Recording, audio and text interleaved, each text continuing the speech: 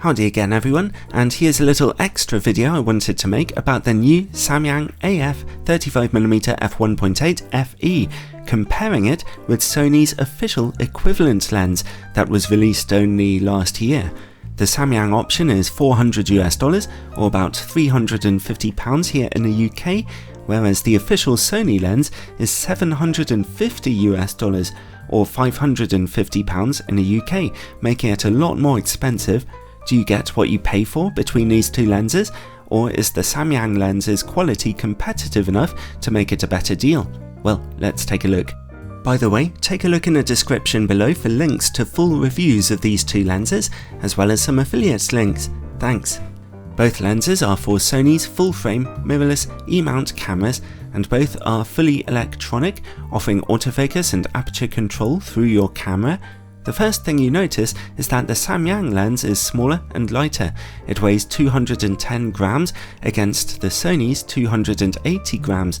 That means the Samyang lens is a little more portable, but the Sony lens feels a bit tougher and stronger. They both have some weather sealing to them to help reduce the ingress of dust and moisture into the lens. Neither option has image stabilization built in though. You'll have to rely on your camera's image stabilization here if it has any. The two lenses function a little differently. The Sony lens has a focus ring and a customizable focus hold button, whereas the Samyang has a control ring that can either be used to manually focus or can be switched to change your aperture, so both lenses are partly customizable.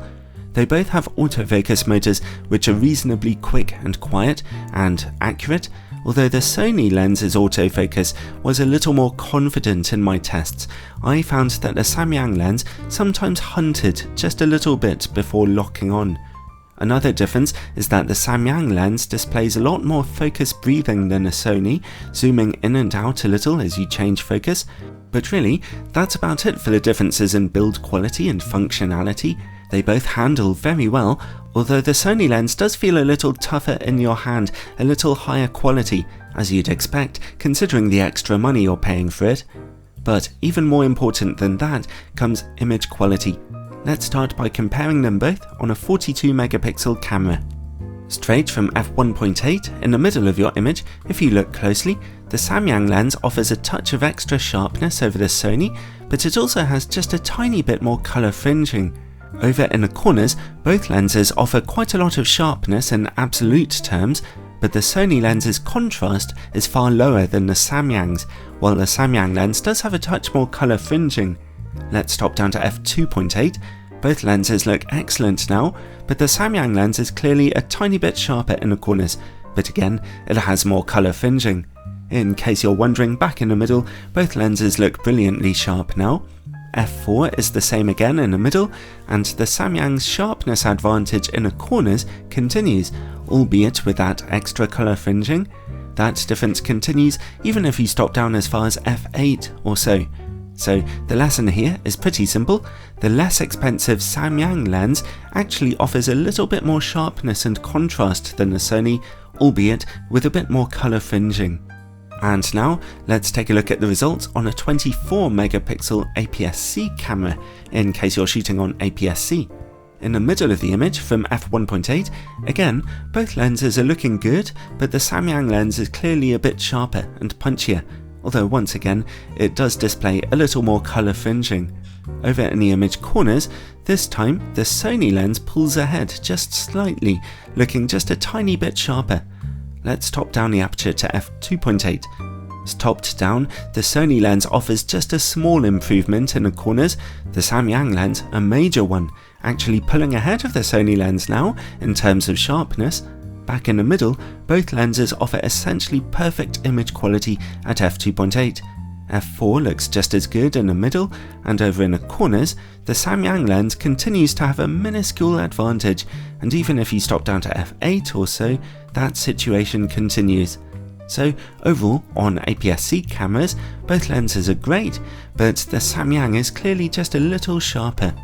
When it comes to distortion and vignetting, the Sony lens projects a little pincushion distortion, the Samyang a little barrel distortion, although it's a bit less noticeable. Both lenses equally struggle with some strong vignetting at f1.8, which sticks around as you stop the lens down. Even at f8, it's still there a little bit. Here's some good news for the Sony lens. It's much better optimized for shooting at close distances. Not only can you shoot much closer to your subject with it, but the close-up image quality is better too. Here we are at f1.8, now f2.8, and now f4, where the Samyang lens has finally sharpened up. Both lenses perform fairly well against bright lights, as you can see, having similar amounts of flaring in a somewhat different pattern. One more area where the Samyang lens outperforms the Sony is in coma levels.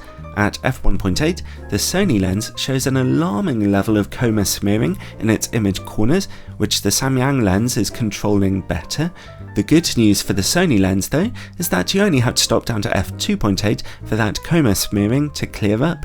Still, that's an unpleasant surprise for anyone shooting a nighttime scene with the Sony lens. And finally, bokeh. Both lenses can get you some reasonably out of focus backgrounds at f1.8, and the quality of their bokeh is very similar. Those backgrounds look fairly smooth overall, but they do just get a tiny bit muddled up in places where the backgrounds are a little more complex, with just a tiny bit of coloured outlining occasionally to be seen on brighter points of bokeh on both lenses. Well then, overall, it's interesting to note the different optical design approaches that Sony and Samyang took with their lenses. Samyang obviously chose to optimize their design for sharpness and contrast, whereas Sony chose to focus more on reducing color fringing, focus breathing, and improving close focus performance. The Sony lens is perhaps a little better balanced overall in its image quality, but the Samyang's extra sharpness and contrast, particularly at f1.8, will always grab a few headlines, and its much lower price tag means that, for most people, it offers far better value for money. I still think the Sony lens is rather overpriced, nice though it is. Both lenses are very enjoyable to work with and will undoubtedly be very popular, but those people choosing the less expensive Samyang lens over the Sony lens are not particularly missing out, to be honest. By the way, also don't forget Samyang's AF 35mm f1.4 FE lens. It's gigantic compared to the f1.8 lenses, but it's about as sharp, it lets in 66% more light, and can give you notably more out-of-focus backgrounds for less than $500 US. That's a lot less than Sony's f1.8 lens, so that's a real option for you too.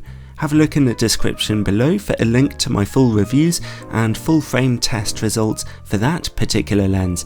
Isn't it nice that Sony shooters have so many options to choose from here? Let's hope that shooters on Canon and Nikon's new systems find themselves in the same situation soon.